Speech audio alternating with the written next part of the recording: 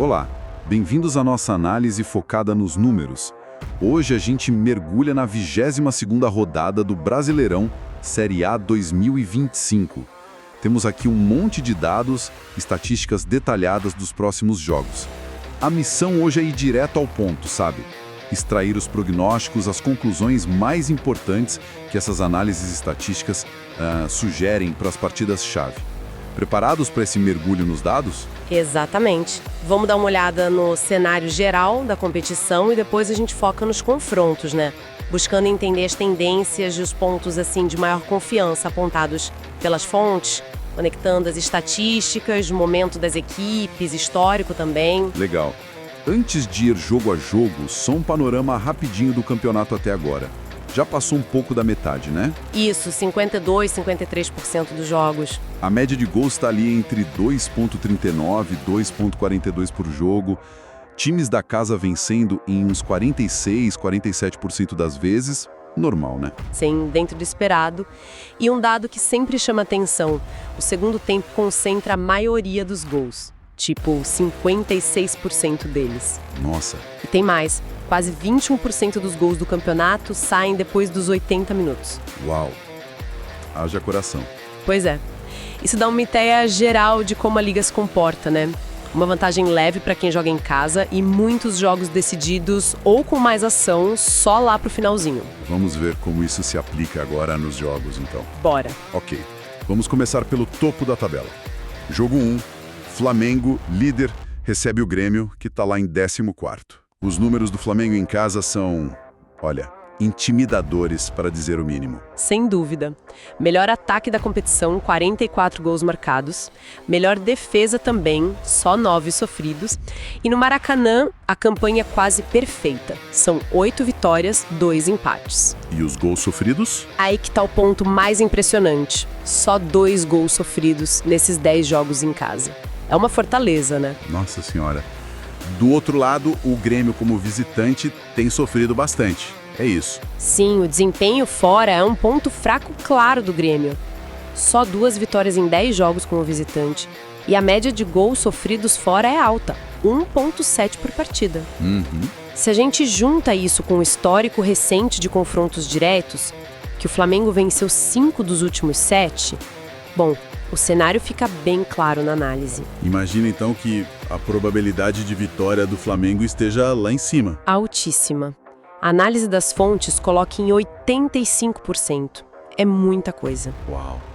E o que isso significa para os gols? A expectativa é de gol? Sim, a expectativa é de um jogo com bola na rede. A análise aponta 80% de chance de over 1,5 gols, ou seja, pelo menos 2 gols na partida. E até 60% para over 2,5 gols, mais de 2 gols. Isso é muito puxado pelo ataque poderoso do Flamengo contra essa defesa gremista que costuma ceder bastante fora. Mas olha que curioso, a análise não espera gols dos dois lados, é isso? Exato.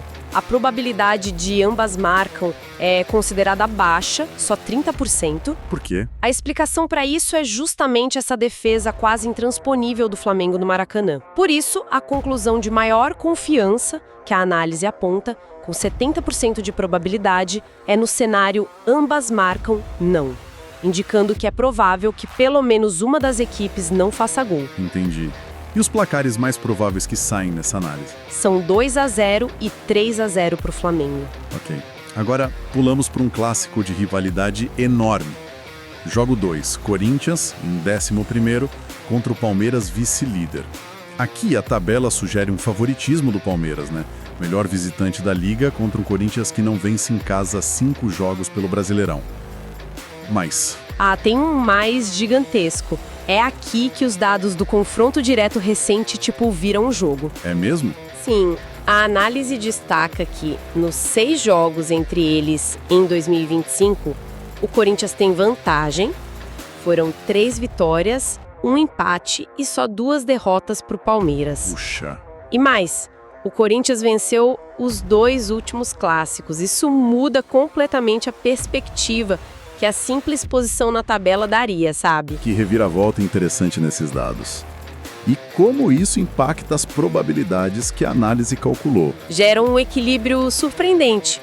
A análise dá 40% de chance de vitória para o Palmeiras, ok? Mas dá 30% para o Corinthians e 30% para o empate. Bem mais parelho do que a gente imaginaria só olhando a tabela. Faz sentido. E tem outro fator que as fontes citam. A Libertadores está aí no radar do Palmeiras, né? Isso pode influenciar a escalação, talvez pegar mais leve, jogar com mais cautela. Bem lembrado.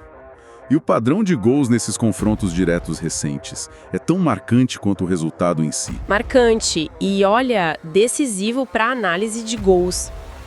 Todos os 6 jogos entre eles em 2025 terminaram com under 2,5 gols, ou seja, 2 gols ou menos. Todos? Sério?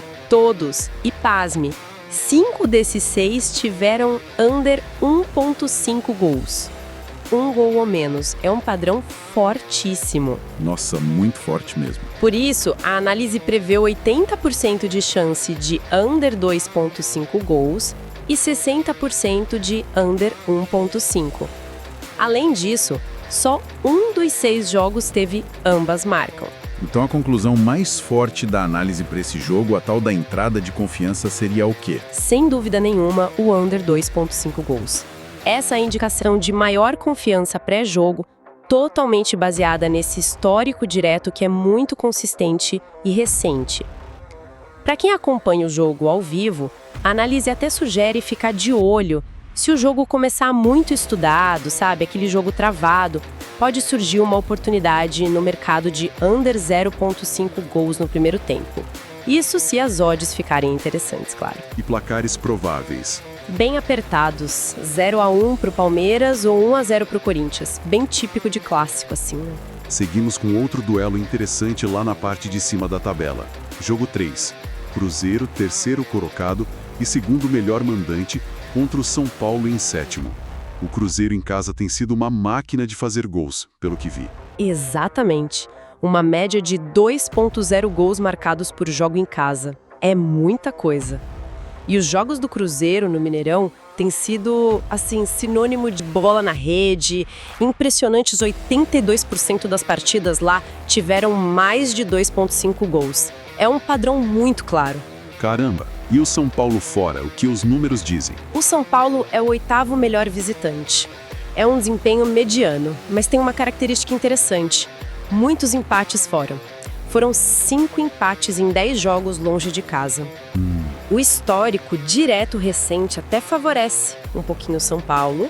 Foram 3 vitórias, 2 empates e 1 derrota nos últimos 6 jogos. Mas a análise das fontes pesa muito a força atual do Cruzeiro como mandante nesse confronto específico. Entendi. Então o favoritismo recai sobre o time da casa mesmo. Sim, a análise aponta 48% de probabilidade de vitória para o Cruzeiro, empate com 30% e São Paulo com 22%. E aquela tendência forte de gols altos do Cruzeiro em casa? Isso se reflete nas probabilidades gerais do jogo? Com certeza. A análise indica 90% de chance de over 1,5 gols. 90%. E 70% de over 2,5 gols. Uau! A chance de ambas marcam também é considerada alta, 65%. Nesses casos com muitos gols prováveis, qual a principal conclusão da análise? Tem alguma entrada específica? Olha, embora não tenha uma entrada de confiança destacada com um percentual tão específico como nos outros exemplos, as tendências mais fortes que a análise aponta são justamente essas. O over 2,5 gols, com 70%, e o ambas marcam, com 65%. Ok. E os placares mais prováveis, sugeridos pela análise, refletem bem essa expectativa de gols, né? 2-1 para o Cruzeiro, que é o placar mais comum do time em casa, e 2-2, que por sua vez é o resultado mais frequente do São Paulo jogando fora. Agora a tensão aumenta. Vamos para a parte de baixo da tabela. Jogo 4. Sport, lanterna e pior mandante, ainda sem vencer em casa. Que situação! Contra o Vasco, 16º, primeiro time fora do Z4. Jogo de desesperados total. Situação delicadíssima para ambos. O Sport tem muita, mas muita dificuldade ofensiva em casa. A média é de apenas 0,67 gols por jogo e ficou sem marcar em mais da metade das partidas na Ilha do Retiro, 56% delas. Nossa, muito baixo. 1,5, mas a defesa sofre muito, média de 1,7 gols sofridos. Tanto que 70% dos jogos do Vasco fora tiveram over 2,5 gols. Que contraste, hein? Um ataque que não funciona direito contra uma defesa que costuma ser vazada fora. E tem um detalhe sobre segurar resultados, não é? Sim, a análise aponta isso como crucial. As duas equipes têm um histórico ruim em manter a vantagem quando saem na frente do placar. São times que não conseguem, matar o jogo ou segurar a pressão adversária. Complicado. O H2H recente é equilibrado, uma vitória do Vasco e 2 empates nos últimos 3 jogos entre eles. E as probabilidades? Como ficam nesse cenário de tanta incerteza? A análise acaba refletindo essa imprevisibilidade toda. Dá um leve favoritismo ao Vasco, 40%, mas o empate vem logo atrás com a mesma força, 40%, e o Sport com apenas 20%.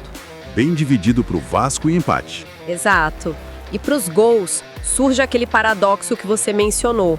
O Vasco tende a jogos abertos fora, mas como confiar no ataque do Sport para contribuir com isso? A análise acaba pendendo mais para o under 2,5 gols, com 55% de chance, e para o ambas marcam não, com 60%.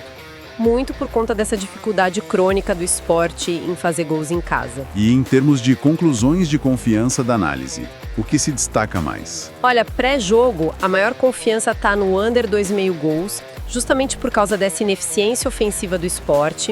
Agora, durante o jogo, a análise sugere atenção em 2 frentes.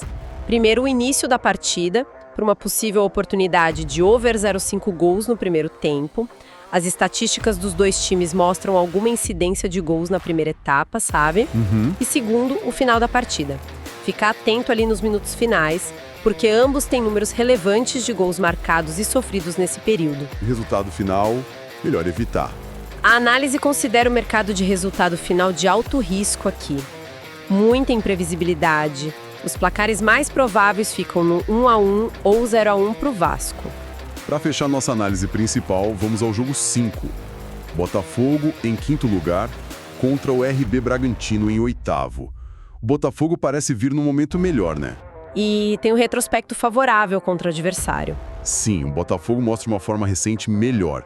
São 6 vitórias, 1 empate e 3 derrotas nos últimos 10 jogos.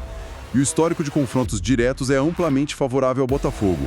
7 vitórias do time carioca, 2 empates e apenas 1 vitória do Bragantino nos últimos 10 encontros. É uma vantagem considerável. E a fase do Bragantino preocupa, né? Principalmente fora de casa. Muito. O time vive um momento péssimo, para ser sincera. Apenas 1 vitória nos últimos 10 jogos no geral. E como visitante a situação é ainda pior. Vem de 5 derrotas consecutivas. Do Botafogo em casa, só 8 gols sofridos em 9 jogos no Newton Santos, com a vulnerabilidade defensiva do Bragantino, que tem média de 1,33 gols sofridos por jogo, considerando todas as partidas. Isso deve se refletir claramente no favoritismo nas probabilidades, imagino? Claramente. A análise dá 58% de chance de vitória para o Botafogo, é um favoritismo nítido. E quanto aos gols, o que a análise prevê? A previsão é interessante aqui. Aponta 70% de chance para over 1,5 gols, ou seja, pelo menos 2 gols. Mas, ao mesmo tempo, aponta 55% de chance para under 2,5 gols. Então o mais provável é ter exatamente 2 gols. Exatamente. Esse cenário com 2 gols no jogo parece ser o mais provável segundo essa análise. A chance de ambas marcam fica ali no meio termo, 50%. E tem algum ponto sobre o tempo dos gols que a análise ressalta nesse jogo? Sim, e é um ponto bem forte. A análise indica uma probabilidade altíssima de gol no primeiro tempo. O over 0,5 gols HT, halftime primeiro tempo, está com 85% de chance. 85%, bem alto. Muito alto. Embora o resumo das fontes não traga uma entrada de confiança com um percentual específico, como em outros jogos que a gente viu, as conclusões mais fortes da análise são essas. A força do Botafogo em casa, a péssima fase do Bragantino fora e essa alta probabilidade de gol já na primeira etapa.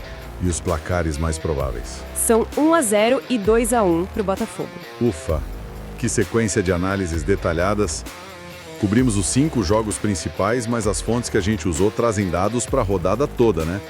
Incluindo Internacional e Fortaleza, Mirassol e Bahias, Vitória e Atlético Mineiro, Ceará e Juventude. Quer destacar algo rápido desses outros confrontos? Olha, talvez 2 mereçam uma menção rápida, sim. Primeiro, Ceará contra a Juventude. O Ceará, que é um bom mandante, o 9º melhor, aparece com um favoritismo enorme na análise, tipo 65%. E do outro lado está o Juventude, que é disparado o pior visitante do campeonato. Só 1 ponto conquistado fora de casa em 9 jogos. E uma média alarmante de 3,22 gols sofridos por jogo como visitante. 3,22, meu Deus. É demais. A análise até sugere placares como 2-0 ou 2-1 para o Ceará. Parece bem encaminhado pelos números. E o outro? O outro é Vitória e Atlético Mineiro. O Vitória, mesmo lá embaixo, no Z4, 17º, vinha invicto a 5 jogos em casa antes dessa última rodada aí. Já o Atlético Mineiro, 12º, tem sido fraco fora de casa e não vive uma boa fase geral. Por isso, a análise sugere um leve favoritismo para o Vitória, 38%, ou um empate com 32%. O que seria, de certa forma, uma surpresa pela camisa dos times, né? Interessante isso. O momento e o fator casa pesando mais que a tradição, talvez. Que viagem pelos dados que a gente fez. Vimos como essas análises estatísticas podem ir fundo, né? Revelando padrões que a classificação geral às vezes esconde. O peso do confronto direto lá no Clássico Paulista, a força quase absoluta do Flamengo jogando em casa, a tendência clara de gols nos jogos do Cruzeiro no Mineirão. São muitas variáveis em jogo. É fascinante ver como os números tentam mapear o imprevisível, né? As probabilidades calculadas, as tendências de gols que a gente viu, a força como mandante ou visitante. Tudo isso constrói um cenário pré-jogo muito baseado em dados.